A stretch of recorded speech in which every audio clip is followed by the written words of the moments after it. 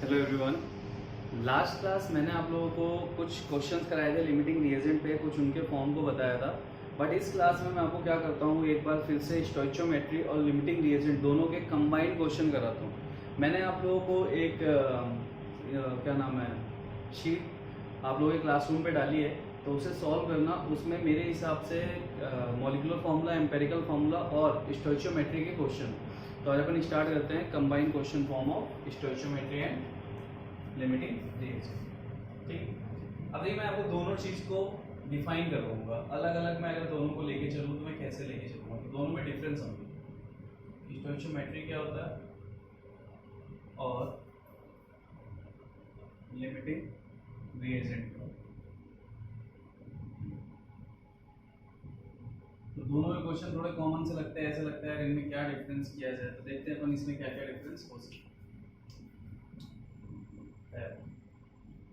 Stoichiometry क्या होता है? स्टोइचियोमेट्री में सिंपल सी बात है, we gave a relation between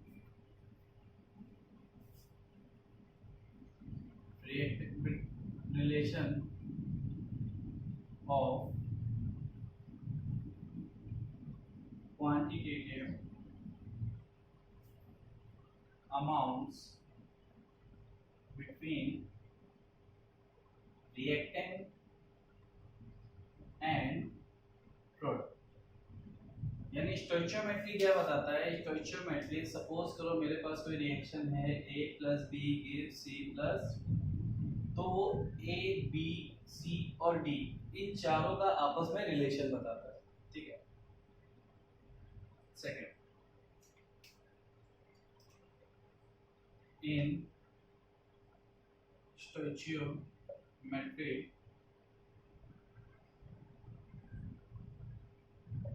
amount of any substance, any substance का मतलब क्या? रिएक्टेंट एंड प्रोडक्ट, दोनों में से किसी का भी amount is given, then we find relation and also find the amount of another substance। अब सिंपल सी बात है, यानी क्या होता है स्टोइचियोमेट्री में? ठीक है, स्टोइचियोमेट्री में क्या होता है? अमाउंट ऑफ एनी सब्सटेंस या A B C D, suppose करो मैंने डी के बोल दिया, डी के 5 मोल, तो A B C D reactant या प्रोडक्ट किसी में से भी एक सब्सटेंस का क्या दिया रहेगा? अमाउंट दिया रहेगा। अब दूसरे का पूछेगा, मान लो इसके मोल पूछ रहा है, तो क्या करोगे? रिलेशन पहले देखोगे। तो रिलेशन क्या है? 1 mole D form when 1 mole B used. 1 mole B use हो रहा है तो 1 मोल डी फॉर्म हो रहा है, तो 5 मोल डी अगर फॉर्म हुआ है तो कितने मोल बी यूज हुए होंगे? ऐसे टाइप के क्वेश्चंस आप सॉल्व करते थे स्टोइचियोमेट्री। लिमिटिंग रिएजेंट में आते हैं तो पहला पॉइंट, लिमिटिंग रिएजेंट क्या होता है? Limiting reagent is defined as the substance which is the substance, और substance में ब्रैकेट में लिख देना only reactant। यानी कि लिमिटिंग रिएजेंट में सिर्फ रिएक्टेंट को ही हम लिमिटिंग रिएजेंट बना सकते हैं। स्टोइचियोमेट्री में आपकी किसी की भी वैल्यू दी होती है, लेकिन इसमें सिर्फ reactant which is completely consumed in the reaction। यानी किसी रिएक्शन में जो कंप्लीटली कंज्यूम हो सकता है, फिर सिर्फ रिएक्टेंट आपके लिमिटिंग रिएजेंट होते हैं। तो इसमें और उसमें फर्क क्या है? दूसरी चीज, in case of limiting reagent the amount of all reactant will be given. अब जैसे यहाँ पे मैं एक रिएक्शन ले लेता A plus B give C plus D, तो यहाँ पे देखो चार कंपोनेंट है A B C D stoichiometry में, लेकिन वैल्यू वो किसी एक की दे रहा है। लेकिन जब भी लिमिटिंग रिएजेंट का क्वेश्चन होगा तो इसमें रिएक्टेंट पार्ट क्या है, A प्लस बी, यहाँ पे रिएक्टेंट है, तो वो वैल्यू दोनों रिएक्टेंट की देगा। मान लो उसने दिया 2 mole of A react with 4 mole of B, then found the amount of C and D।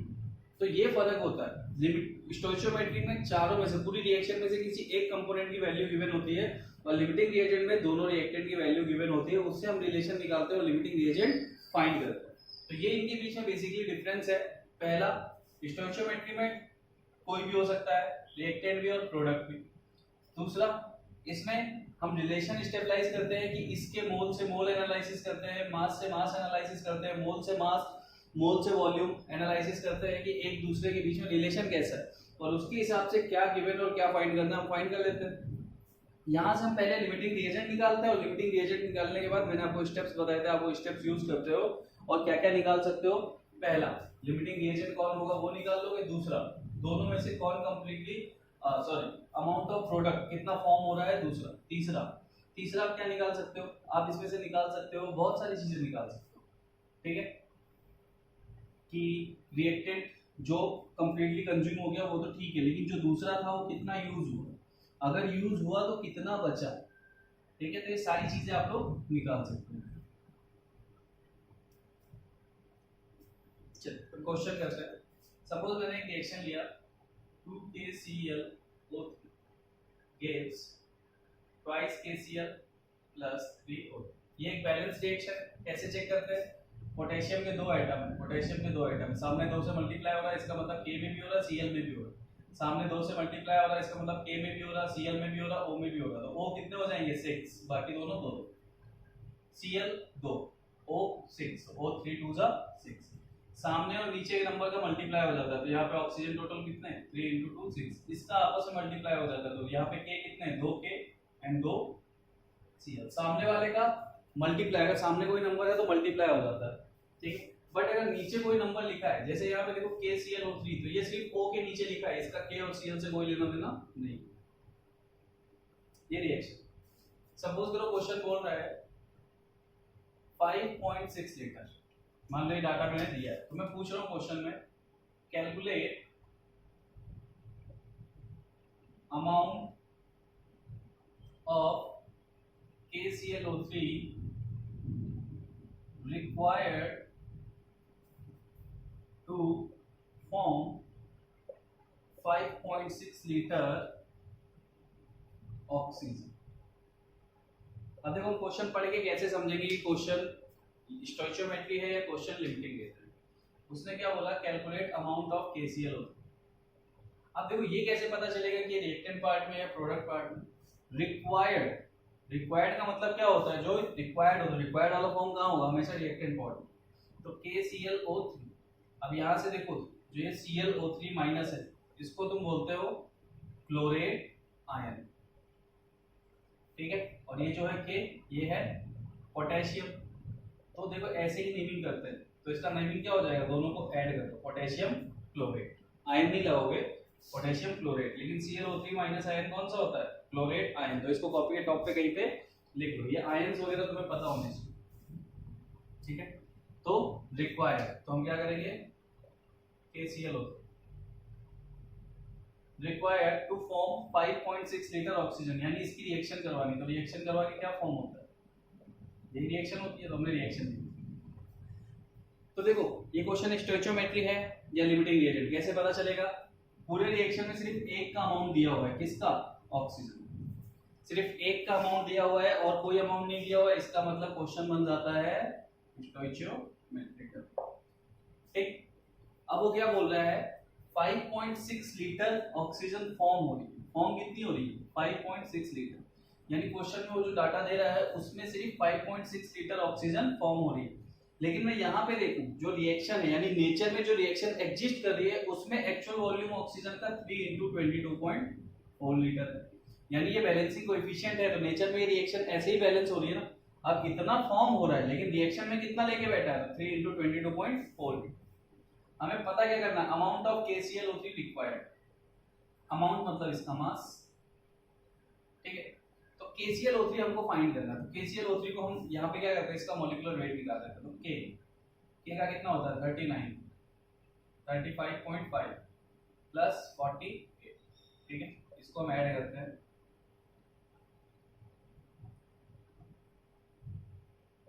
122.5। तो इसका यहाँ पे मास कितना है, 2 इंटू 122.5 यानी कि 245 ग्राम। तो ये हमने दो डाटा निकाला, कहाँ से निकाला, रिएक्शन से। तो स्टोइचियोमेट्री मैंने आपको बताया था स्टेप नंबर 1। पहले आप रिएक्शन में ये देख, पहले आप क्वेश्चन में ये देखो कि क्या दिया हुआ है और किस फॉर्म में दिया हुआ है, और क्या निकालना और किस फॉर्म में निकालना। तो हमने देखा O2 का वॉल्यूम दिया हुआ था, तो हमने O2 का वॉल्यूम देखा, तो हमने इसको कन्वर्ट किया सिर्फ वॉल्यूम फॉर्म में। हम इसको मास में भी कन्वर्ट कर सकते थे, मोल में भी कन्वर्ट कर सकते थे। मोल बोलते 3 मोल हो जाता, मास बोलते 3 इंटू 32 हो जाता इस रिएक्शन में। तो हमने इसे किसमें कन्वर्ट किया, वॉल्यूम में, क्योंकि हमारा डाटा किसमें है, वॉल्यूम।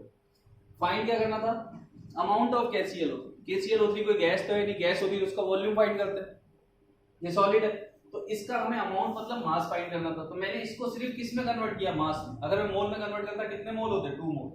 वॉल्यूम में कन्वर्ट करता कितने होते, 2 इंटू 22.4। अगर ये गैस होती तो कर लिया।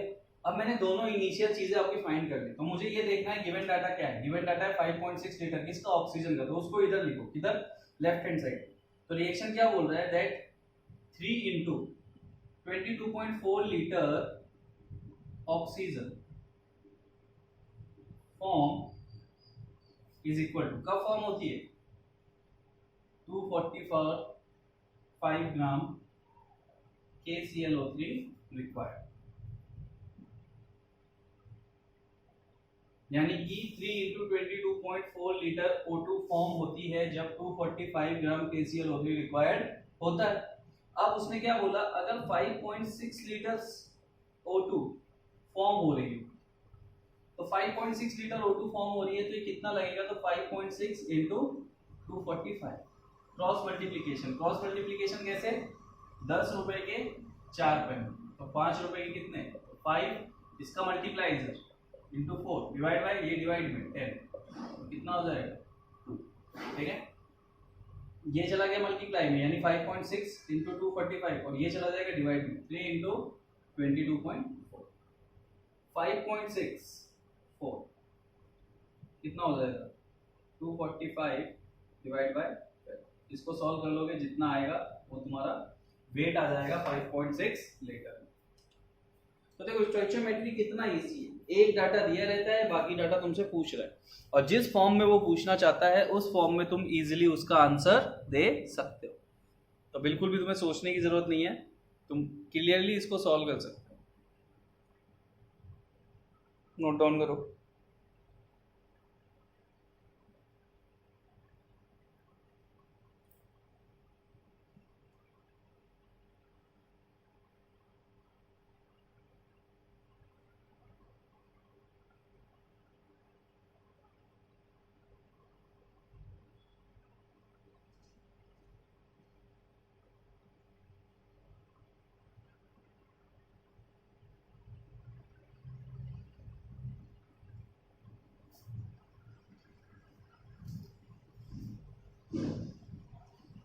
कर लिया इसको नोट डाउन।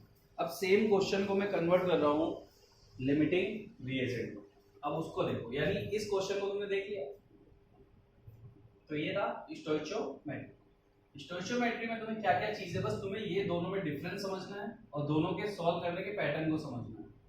अगर तुमने इतना समझ लिया तो ये चैप्टर तुम्हें बिल्कुल डिफिकल्ट नहीं लगेगा, और ये चीज दोनों बहुत इंपॉर्टेंट है। और ये भी मान के चलो कि अगर आपका जेई क्वेश्चन उठाएगा तो मोस्ट प्रोबेबली इन्हीं टॉपिक्स में से क्वेश्चन उठाएगा, यही सबसे ज्यादा इंपॉर्टेंट है। यानी कि जो स्टोइचियोमेट्री स्टार्ट हो गया उसके बाद जितनी भी चीजें सब बहुत ज्यादा इंपॉर्टेंट। मैं रिएक्शन को रिवर्स कर देता हूँ, 2 KCl plus 3 O2 gives twice KCl, ये रिएक्शन, ठीक। सपोज करो मैंने बोल दिया 0.4 मोल KCl react with 44.8 litre O2, तो क्वेश्चन क्या बन रहा है यहाँ से, 0.4 मोल KCl react with 44.8 liter oxygen to form KCl. Then find mole and mass of KClO. ठीक, ये क्वेश्चन। अब देखो इसको कैसे समझना है कि किसका क्वेश्चन है। हम रिएक्शन लिख रहे हैं, रिएक्शन क्या है, KCl plus 3।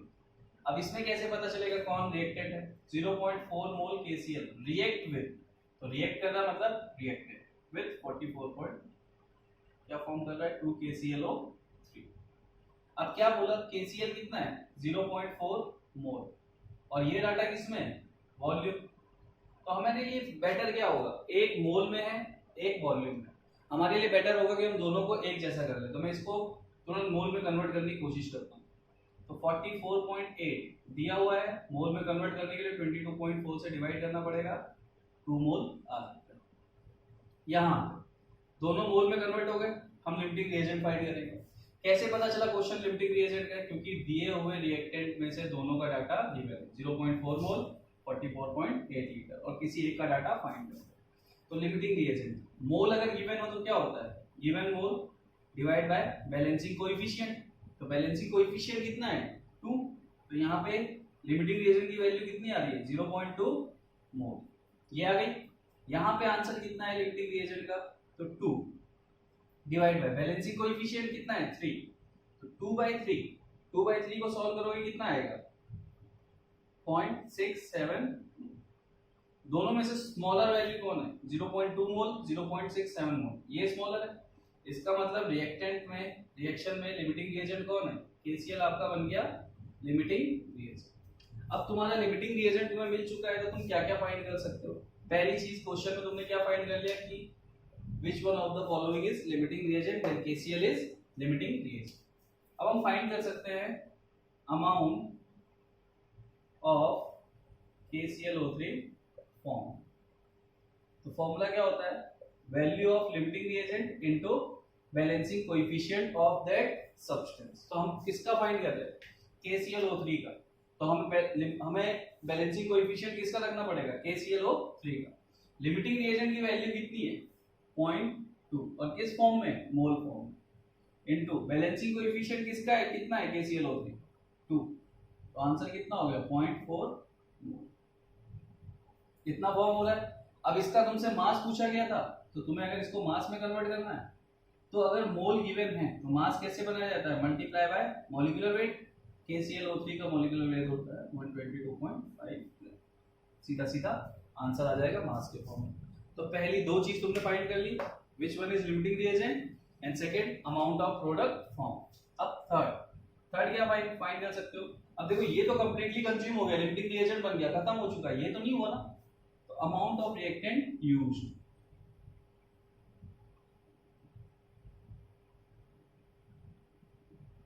Amount of reactant used, हम यूज निकालेंगे। तो यूज निकालने के लिए हमें क्या देखना पड़ेगा, formula same, balancing coefficient into limiting reagent. तो बैलेंसिंग कोएफिशिएंट किसके, O2 के, क्योंकि हम O निकाल रहे हैं ना, तो 3 इनटू लिमिटिंग रिएजेंट की वैल्यू कितनी है 0.2, किस फॉर्म में, मोल फॉर्म में। तो आंसर कितना है 0.6 मोल। कितना यूज हो गया ये 0.6, हमने इसको कन्वर्ट किया था, तो इनिशियली मोल में कितना कन्वर्ट होगा 2 मोल।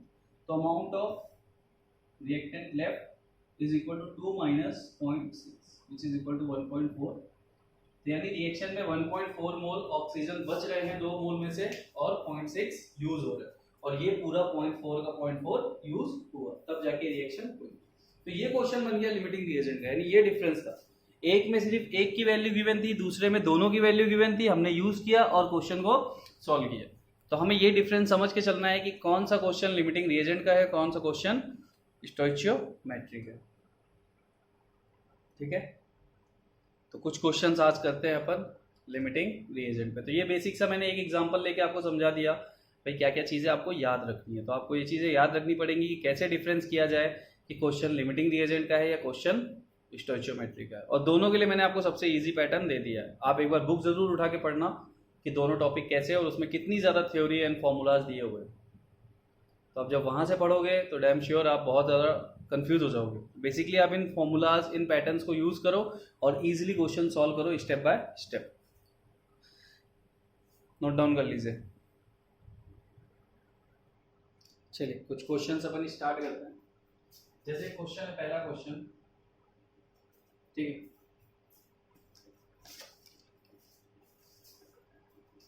क्वेश्चन है a plus b2 gives ab2।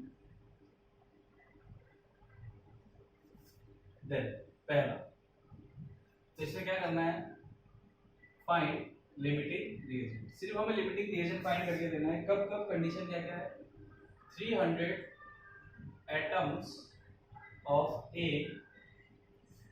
Plus 200 molecules of B, पहला कंडीशन। दूसरी कंडीशन क्या है, 2 mole of A plus 3 mole of B, second condition. Third condition क्या है, 100 atoms of A plus 100 molecules of B, ठीक है। Fourth, 5 mole of A plus 2.5 mole of B। फिर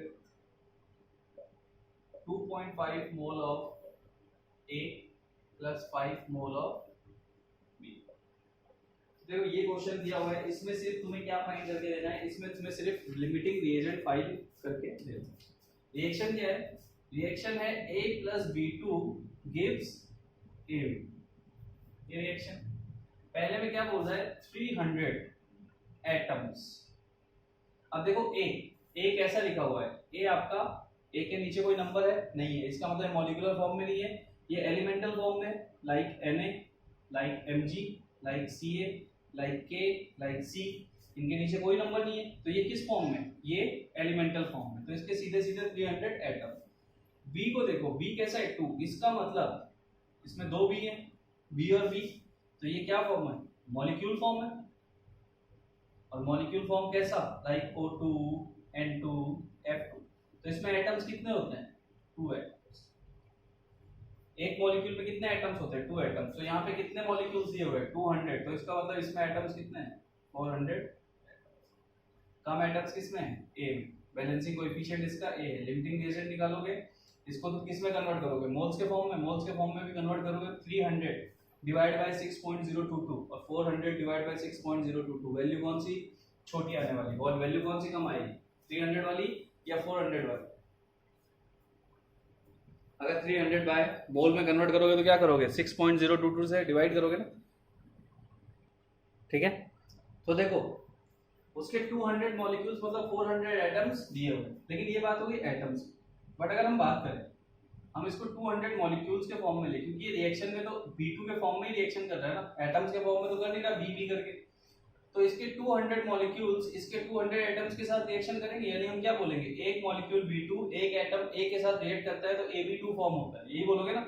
एक मॉलिक्यूल B2 एक एटम A के साथ रिएक्ट करता है तो AB2 फॉर्म होता है। तो 200 मॉलिक्यूल्स इसके 200 एटम के साथ करेंगे, 1:1 का रिलेशन है ना इसके बीच में, दोनों 1:1 है। तो जितने मॉलिक्यूल यहाँ पे देखो, यहाँ पे क्या है, फिर से समझो इस चीज को, इसके 300 एटम्स दिए हुए हैं, ठीक है। लोअर वैल्यू को हटा दो यार, 300 एटम्स इसके दिए हुए और इसके 200 मॉलिक्यूल्स।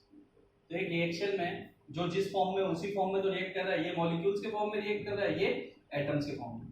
तो B2 का 1 मॉलिक्यूल ऑफ B2, क्वेश्चन क्या बोलता है, react with 1 atom of A, यही तो बोल रहा है ना। तो 200 मॉलिक्यूल ऑफ B2 कितने एटम के साथ रिएक्ट करेगी? 200 atoms of A.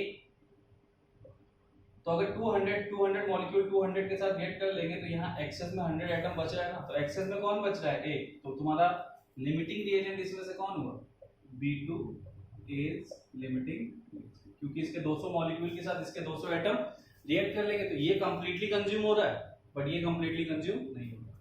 2 mole of A 3 mole of B, देखो दोनों मोल के फॉर्म में दिए हुए मोल और दोनों के बैलेंसिंग कोएफिशिएंट क्या है? 1। तो ऑब्वियस सी बात है जिसके लोअर मोल वही बनने वाला है। ये 2 मोल है, ये 3 मोल, लिमिटिंग रिएजेंट लगाओगे given mole 2 by balancing coefficient 1, limiting reagent लिखाओगे 3 डिवाइड बाय 1। यहाँ आ रहा है 3 मोल, यहाँ आ रहा है 2 मोल, लोअर वैल्यू कौन सी है? ये लोअर है, तो इसका मतलब इसमें A is limiting reagent. 100 atoms of A react with 100 molecules of B, इसको समझो, ये इंपॉर्टेंट है। अभी अपन ने एक मॉलिक्यूल और एटम्स का किया है ना, तो इसको समझो। 100 एटम्स ऑफ 100 मॉलिक्यूल्स। अब ऑब्वियस सी बात है यहाँ B2 तो मॉलिक्यूल्स के फॉर्म में रिएक्ट कर रहा है, तो इसके 1 मॉलिक्यूल इसके 1 एटम के साथ रिएक्ट कर रहे हैं, तो 100 मॉलिक्यूल कितने के साथ रिएक्ट करेंगे? 100 एटम्स के साथ। तो ये भी रिएक्शन में कंप्लीटली कंज्यूम हो रहा है और ये भी कंप्लीटली कंज्यूम हो रहा है। A and B2 both limiting reagent. इसकी बात की जाए 5 mole of A 2.5 mole, obvious सी बात है दिख रहा है साफ साफ 2.5 मोल है, B इज लिमिटिंग रिएजेंट, क्योंकि बैलेंसिंग कोएफिशिएंट तो दोनों में 1 है ना, इसमें A इज लिमिटिंग। ठीक है।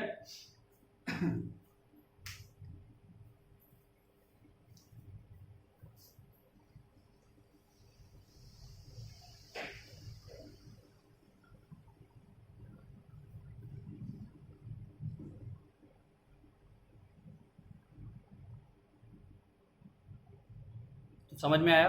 एटम्स और मॉलिक्यूल्स के केस में ये देख लो कौन मॉलिक्यूलर फॉर्म में कौन एटम्स के फॉर्म में। अगर दोनों ही एटम्स फॉर्म में दिए रहते तो हम एटम्स को एटम से कंपेयर करते। जैसे सपोज करो मैं क्वेश्चन को थोड़ा सा चेंज कर रहा, ध्यान देना क्या क्वेश्चन पूछना है।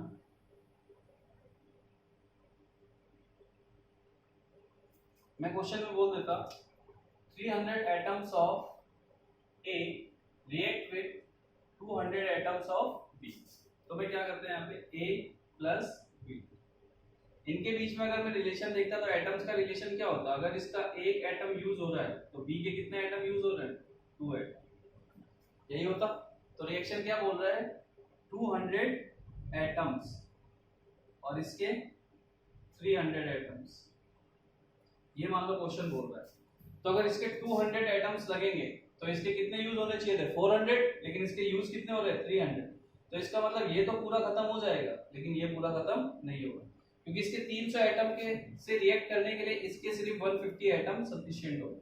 यहाँ पे B2 के फॉर्म में है ना, तो 2 atom of B is equal to 1 atom of, यानी B के 2 एटम लग रहे हैं तो A का 1 एटम यूज होता है। तो अगर एटम्स के फॉर्म में दिया होता और मॉलिक्यूल्स होता तो तुम ऐसे रिलेशन लगाते, लेकिन वहां पे उसने सीधा सीधा मॉलिक्यूल फॉर्म में दिया हुआ है, और क्योंकि B2 भी मॉलिक्यूल फॉर्म में है तो हमने डायरेक्टली मॉलिक्यूल से एटम का रिलेशन लगाया था।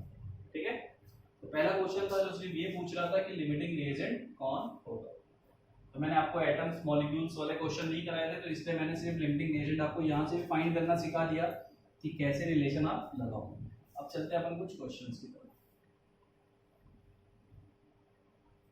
तो दोनों कॉन्सेप्ट को अच्छे से समझो, मैं टाइम टाइम पे क्वेश्चन डेवलप करता रहूंगा।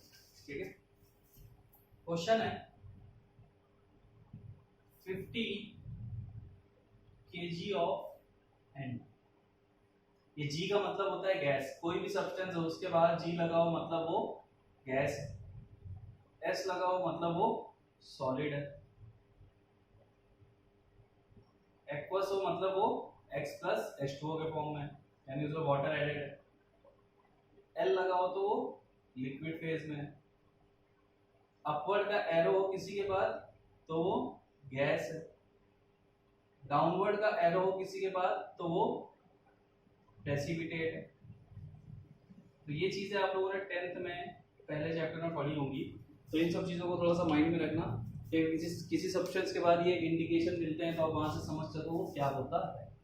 तो N2 यहाँ पे किस फॉर्म में है? गैसियस फॉर्म में। 50 kg of N2 and 10 kg of H2 are mixed to produce NH3 और ये भी किस फॉर्म में है? Gaseous form. तो हमें क्या क्या कैलकुलेट करना है? ए, कैलकुलेट द NH3 फॉर्म, और सेकेंड हमें क्या कैलकुलेट करना है? बी हमें कैलकुलेट करना है लिमिटिंग